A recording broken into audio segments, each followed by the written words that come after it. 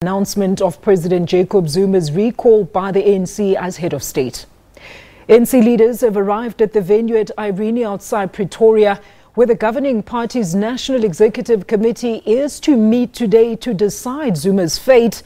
ANC President Ramaphosa held a preliminary meeting with senior party leaders before the NEC gathering this afternoon. Meanwhile, the planned #Zuma must go now march to the union buildings has failed to materialize due to a poor turnout. The organizers, calling themselves concerned members of the ANC and the SABC, allege that supporters were intimidated and stopped from attending the march. The group had hoped to exert more pressure on the ANC NEC to recall President Zuma. For the latest now from Irene, where the National Executive Committee is meeting this afternoon, let's welcome SABC reporter Ntakwana Ngatana. A very good afternoon to you, Ntakwana. Any headway made in the talks at Irene so far?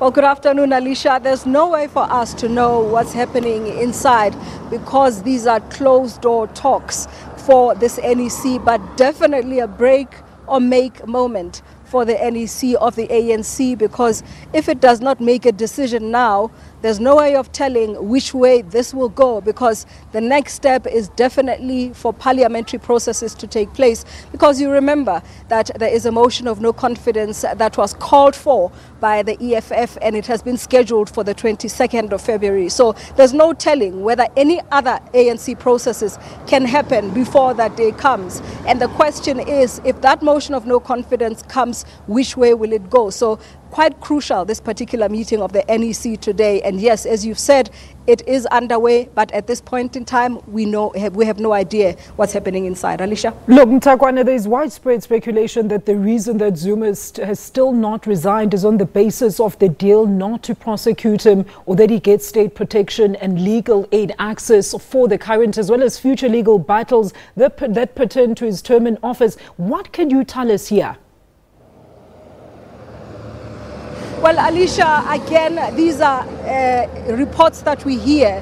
The ANC has been discussing, or discussions that the ANC President and Deputy President Cyril Ramaphosa has been having with President Jacob Zuma, but no confirmation of them. However, we know that some lawyers have now come out to make their position clear that if the ANC is in fact even considering trying to give President Jacob Zuma assurance that he will not be prosecuted or no charges will come to him should he step down, then they are not in their place, or they're doing something that's beyond what constitutionally they should be able to do. So these lawyers saying that they will go to the courts and they want to represent parties, even pro bono, to make sure that that matter goes to the courts, to say that it is unconstitutional for the ANC to even give any assurances.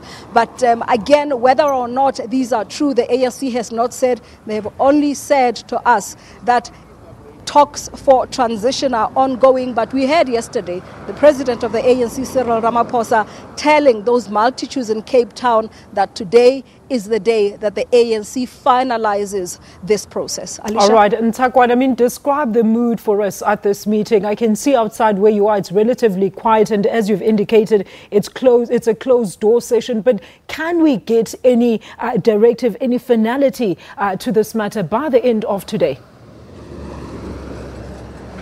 Well, what I can tell you is that we saw cars with closed windows going in, so we had no idea to tell the mood of the people that were going in, except, of course, the one person that we saw is the ANC chief whip, and that is Jackson Mthembu, who was able to at least wave at the media as he was driving in. The other person that we saw because of her motorcade is the Speaker of the National Assembly, Baleka Mbete, but of course, the President of the ANC, Cyril Ramaphosa, arrived earlier on. But the other mood, I think, that we can judge is that of the media, not only locally but internationally, who are here in Irene, because this story has been making international headlines, Alicia. So our colleagues from all over the world really are here to hear themselves what this ANC NEC will decide today, and to be the first, I guess, to tell their audiences what will be decided here. So that is the mood that I can judge for you in terms of the international and local attention that is on developments here in Irene today. Alicia. All right, and Ntakwana, we'll leave it there for now. And of course, we'll keep checking